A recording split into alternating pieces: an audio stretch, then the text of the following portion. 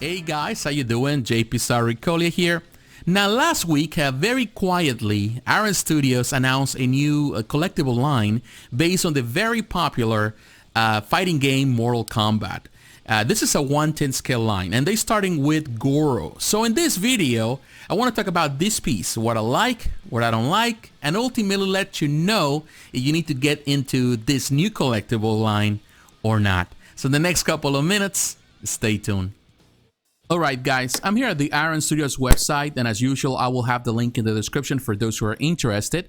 But here you can see they already have Goro on the front page, and we're gonna look at it.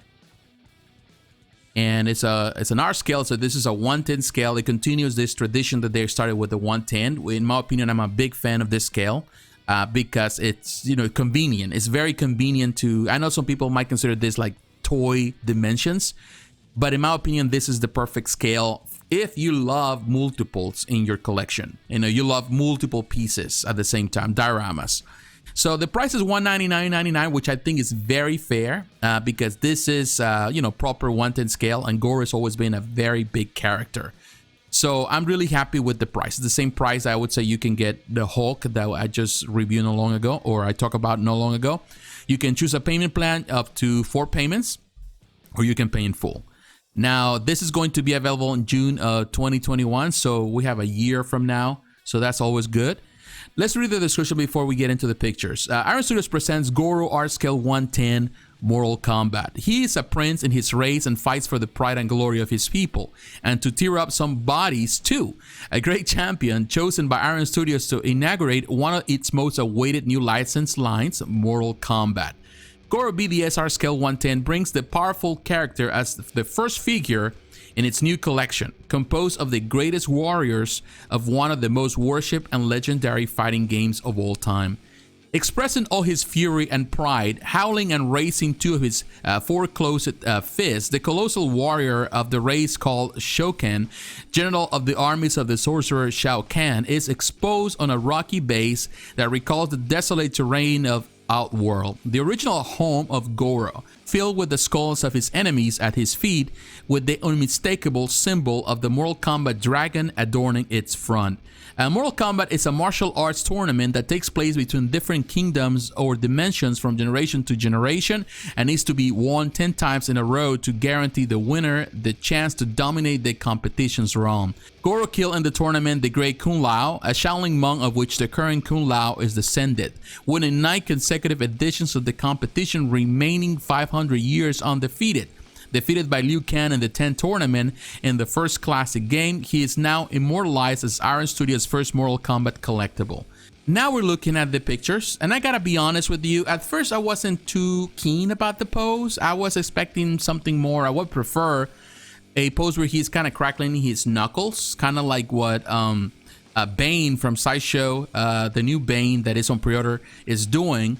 But then I thought about it, and I said, actually, this is a classic victory pose from the game, from the original game. So it is the perfect pose, in my opinion. It is a good pose, and he is victorious. He looks really victorious, and I think it is great. So you can see the whole thing. I really love the base. I love the whole concept, and he looks terrific. You know, he really looks great. And this is the same picture now with the background in black, and now they're doing this kind of weird thing symbol because they changed their logo, so they're kind of going for that. But man, it looks great. This is going to be a terrific piece, and I can imagine how the other pieces are going to look. I don't know, just the possibilities are there, you know, to do a lot of great things with this collection. Very dynamic poses. But I love that base. I think the base, you know, plays so well with the whole concept. I really love what they did with that base. And here's on the side, as you can see, there's a lot of, it's a great sculpt. Unfortunately, Aaron Studios doesn't really mention who is the sculptor, but whoever he was, I would say, sir or ma'am, you did a fantastic job. You did a terrific job. So thank you for that. I really look at the whole thing. Really love the design, all the skulls in there. Man, this is super cool. From this angle, yeah, that's a victory pose, and it looks so great. Love even his hair, all that. Super cool. You know, I reviewed not long ago the Scorpion's Revenge, the film. I love that film. So if you haven't watched that film, it's a, you know, it's an animated film. But man, it's just Mortal Kombat through and through. It's not like a watered down version of it. It's just the real thing. But look at that, his back too. Wow. Love that detail.